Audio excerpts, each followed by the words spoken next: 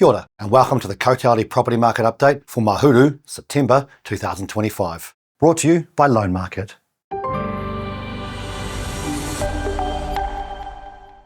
Aotearoa property values edged down again in August, falling by 0.2%. That marks 5 straight months of modest declines, totalling 1.4% since April.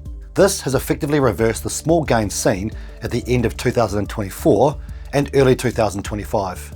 To the point where the median value is now 0.1% below the same time last year, and effectively unchanged for 2.5 years, back to the same value as the beginning of 2023.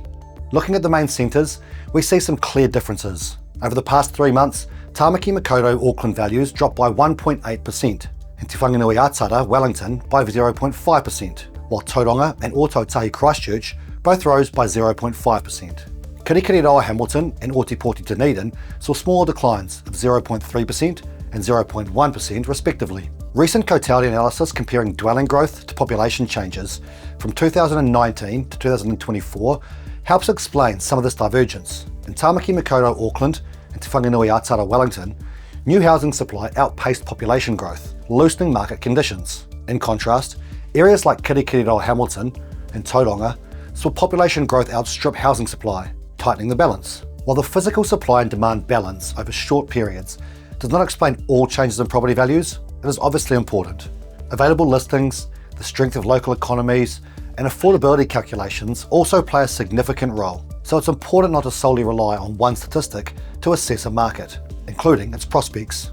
With winter behind us, the seasonal dip in listings looks to have ended. While total stock is still below this time last year, it's above the recent average.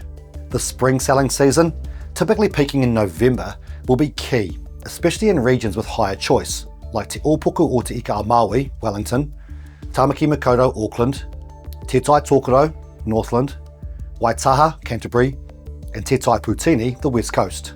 In contrast, stock levels in Murihiku, Southland, and Tairāwhiti, Gisborne, have dropped by around 25%.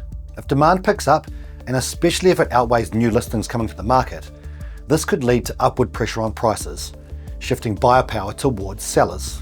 However, the weak economy and labour market may limit how strong the next growth cycle becomes.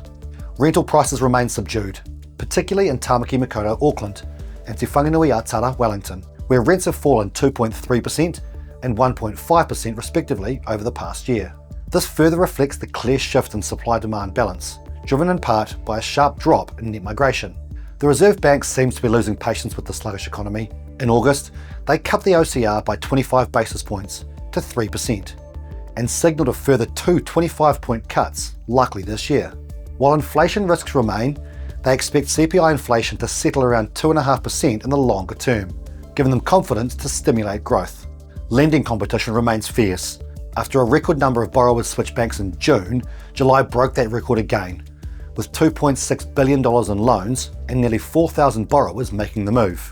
Another key development is the government's new policy for foreign buyers. Golden visa holders can now purchase or build one home worth $5 million or more. While this won't impact most of the market, with only around 7,000 properties nationwide meeting that threshold, Queenstown may see more spillover, where 6% of homes exceed $5 million. Finally, across the Tasman, Australia's market continues its rebound. Property values rose 0.7% in August, the 7th straight month of growth. Despite similar affordability challenges, Australia's stronger economy and tighter supply are driving price increases. So while affordability in Aotearoa has improved to its best levels since 2019, this highlights how critical a strong economy is to unlocking growth potential for current homeowners. Stay informed of all the latest developments by regularly visiting the newsroom at otality.com/NZ, following us on Otality NZ social channels, and subscribing to the New Zealand Property Market Podcast on all good podcast platforms. Mā te wā.